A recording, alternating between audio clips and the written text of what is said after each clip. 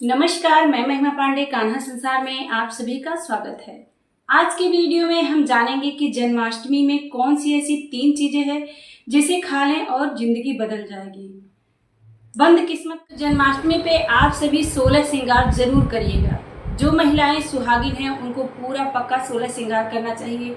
बाकी जो नहीं शादीशुदा हैं उनको भी काजल बिंदी लगाने का अनुमति भगवान देते हैं, क्योंकि गोपियां अपने कृष्ण कन्हैया के लिए सजती थी। तो इसीलिए अपने प्रभु का बर्थडे है और बर्थडे में हम श्रृंगार ना करें, ऐसा हो ही नहीं सकता।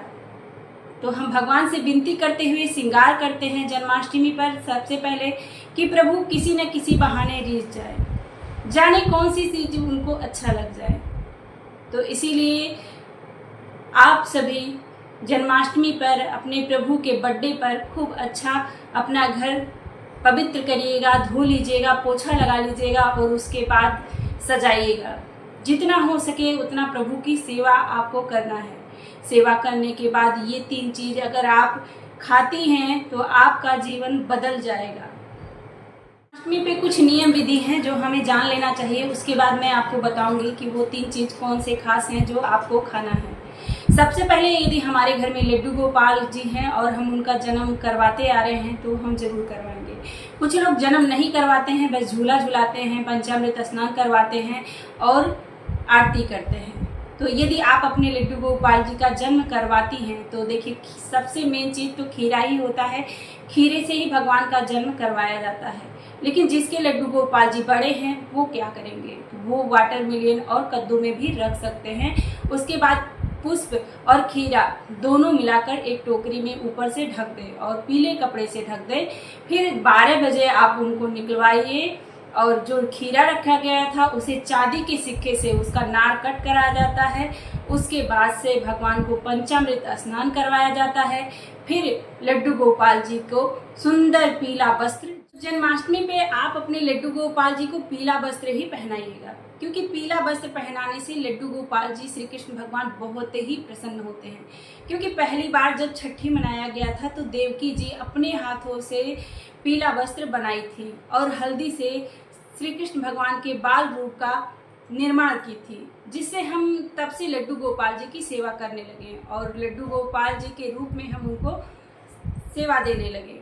श्री कृष्ण भगवान हाथ में लड्डू लिए थे और बाल रूप में देवकी मैया अपने कारागार में ही हल्दी से बनाई थी। इतने में कंस आ जाता है। कंस आने के बाद मैया क्या करती हैं, एक कपड़े से ढक देती हैं। थाली में जो मूर्ति बनाई थी उस थाली को ढक देती हैं।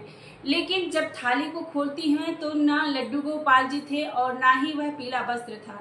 ये सब श्री कृष्ण भगवान की ही कृपा थी, जिससे वो अपने दोनों माँओं का प्यार पाना चाहते। कृष्ण भगवान को पीताम्बर धारी भी कहा जाता है। इस वजह से भी हम पीली चीजें ज्यादा श्री कृष्ण भगवान को चढ़ाते हैं और पहनाते हैं। तो देवकी मैया और यशोदा मैया दोनों लोगों ने अपना प्यार श्री कृष्ण भगवान को भरपूर दिया। तो हम उतना प्यार ना दे सके तब भी जितना हमारे बस में है उतना तो दे ही सकते हैं।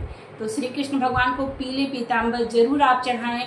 यदि आपके घर में लड्डू गोपाल जी हैं तो उनके लिए सुंदर आभूषण पीले कपड़े जरूर ले आए, पगड़ी ले आए और जन्माष्टमी पर उनको बांस की बांसुरी देना बिल्कुल भी ना भूलें। मोर मुकुट देना बिल्कुल भी ना भूलें।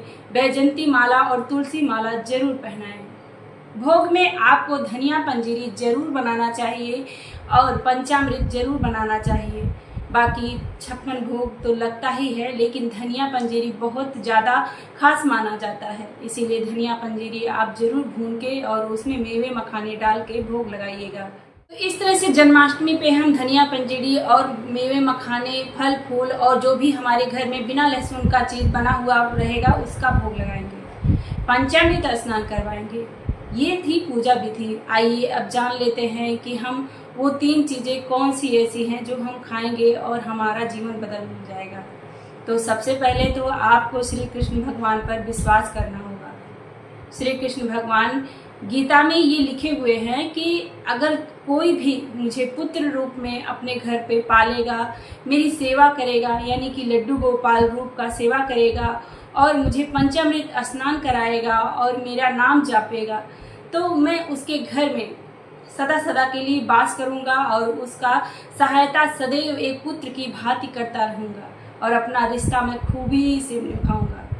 तो हम माएँ जितने भी लड्डू गोपाल जी की सेवा करते हैं उन्हें ये चीज़ जरूर कर, झूला झुलाने आरती करने के बाद, सारा पूजा संपन्न करने के बाद हम अपने लड्डू गोपाल जी के चरणों का पंचामृत धारण करेंगे। हाँ जी, सबसे पहला चीज है पंचामृत, और तुलसी दल आप जरूर भगवान के स्नान जल में मिलाइएगा। कहते हैं जो जन्माष्टमी पे प्रभु के चरणों का जल पी लेता है तो उसका आत्मा जो है पवित्र हो जाता है। शरीर तो शुद्ध होता ही है, साथ साथ आत्मा भी पवित्र हो जाता है। और इस पंचामृत को आप अपने पूरे परिवार को पिलाएं, पूरे घर में छिड़काव करें। ऐसा करने से आपका जीवन बदल जाएगा, आपको खुद अनुभव होगा कि आपका जीवन बदल रहा है। दूसरी चीज है धनिया पंजीरी। धनिया पंजीरी क्यों खास माना जाता है जन्माष्टमी पर? इसकी तासीर भी ठंडी होती है और श्री हरि विष्णु भगवान को धनिया पंजीरी बहुत ही प्रिय है। तो इसीलिए धनिया पंजीरी आप जब बनाएं तो उसमें आप तुलसी दल भोग डालकर जरूर। और तीसरी और अंतिम चीज है जो सबसे पावन, सबसे अच्छा है, यदि आप इसे खा लेते हैं तो यदि आपके घर में किसी भी प्रकार का संकट है तो वो दूर हो जाता है। यदि आप पुत्र संतान प्राप्ति चाहती हैं तो इस चीज को भी जरूर खाइएगा। खीरा, जो खीरा हम प्रभु को चढ़ाते हैं जन्माष्टमी पर, उस खीरे का सेवन हमें अवश्य ही करना चाहिए। और जो नार काटते हैं ना, कृष्ण भगवान का जन्म करवाते हैं या नहीं भी जन्म करवाते हैं तो खीरा ला के रखें।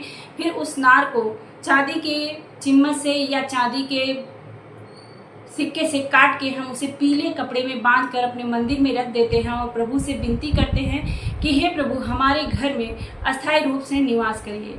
तो आपके घर में यदि संतान रूप का कोई भी हानि है, संतान नहीं हो रही है, किसी को पुत्र की प्राप्ति चाहते हैं और धन की इच्छा रखते हैं तो सब कुछ पूरा हो जाएगा। तो इस उपाय को जरूर कर लीजिएगा। आपसे करती हूँ आज आपको यह वीडियो बहुत पसंद आया होगा और ये शास्त्रों पे में जो भी बताया गया है मैं आपको वही बताई हूँ।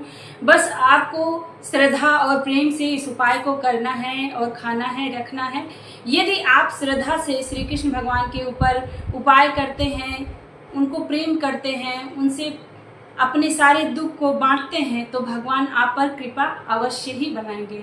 और जन्माष्टमी पर खूब राधा नाम जाप करिए, खूब कृष्ण भगवान का नाम जाप करिए। तो आइए साथ में मिलके बोलते गोविंद बोलो, हरि गोपाल बोलो, राधा रमन हरि गोविंद बोलो, गोविंद बोलो, हरि गोपाल बोलो। तो वीडियो अच्छी लगी हो तो लाइक कर दीजिएगा, चैनल को सब्सक्राइब कर लीजिएगा। मिलते हैं फिर अगली नई वीडियो के साथ। जय श्री कृष्ण, राधे राधे।